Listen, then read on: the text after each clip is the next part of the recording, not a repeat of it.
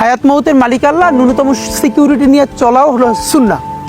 কিন্তু আমাদের লড়াইটা হলো, আমার মা স্বাভাবিকভাবেই কান্নাকাটি করেন, আমার পরিবার সবাই। তো আমি আমার মাকে বলেছি যে দেখো, মানে আমরা যে লড়াই নেমেছি, আমার একটা মনে হয় কি কোনো রাজনীতিবিদের না বাসায় মৃত্যুটা হইতে পারে না, এটা কোনো ভালো মৃত্যু না।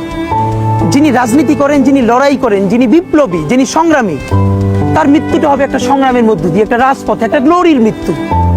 আমি তো ভীষণভাবে প্রত্যাশা করি, আমি ছোটবেলা থেকে এই স্বপ্নটা দেখি, অনেক জায়গায় বলেছি, একটা তুমুল মিছিল হচ্ছে অন্যায়ের বিরুদ্ধে, সেই মিছিলের সামনে আমি আছি, কোনো একটা বুলেট এসে আমার বুকটা হয়তো বিদ্ধ করে দিয়েছে, এবং সেই মিছিলে আমি হাসতে হাসতে আমি শহীদ হয়ে গেছি। এবং সবাই যখন মৃত্যুটাকে ভীষণ ভয় পায়, আমি তখন হাসতে হাসতে আল্লাহর কাছে ভীষণ সন্তুষ্টি নিয়ে পৌঁছতে চাই যে আমি একটা ন্যূনতম ওই জীবনটা লিড করতে পারলাম, যে আমি একটা ইনসাফের হাসি নিয়ে আমি আমার আল্লাহর কাছে পৌঁছতে চাই। সুতরাং আগামী 50 বছর বাঁচলাম, কোনো ইম্প্যাক্ট তৈরি হলো না আমার দিয়ে, দেশের জন্য, রাষ্ট্রের জন্য, উম্মার জন্য, জাতির জন্য। কিন্তু আমি ধরেন 5 বছর বাঁচলাম, সেটার মধ্য দিয়ে যদি আগামী 50 বছরের ইম্প্যাক্ট তৈরি হয়, তাহলে অনেকদিন বেঁচে থাকায় কি সাফল্যের? বলেন, শহীদ প্রেসিডেন্ট জিয়াউর রহমান কয়টা দিন বেঁচেছেন, কিন্তু ভাবেন আজকে পর্যন্ত উনি আমার অনুপ্রেরণা।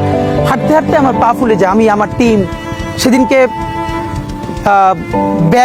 ব্যাগের মধ্যে জুতো নিয়ে তারপরে একটা শপিং মলে ঘুরছিলাম, মানে পা ফুলে গেছে, পা জুতোয় ঢুকাতে পারছিলাম না।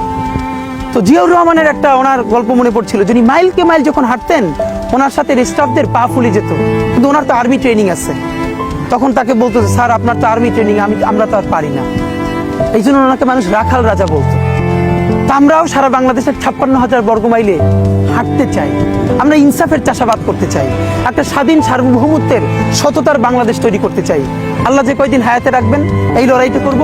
যেদিন নিয়ে যাবেন, আমি স্বপ্ন দেখে যেতে চাই, আমি আমাদের এমন টিম, আমি আমার সন্তানকে রেখে যেতে চাই, আমার মৃত্যুর পরে যেন এই লড়াই বন্ধ না হয়, এই লড়াই যেন বাংলাদেশে কিয়ামত পর্যন্ত জারি।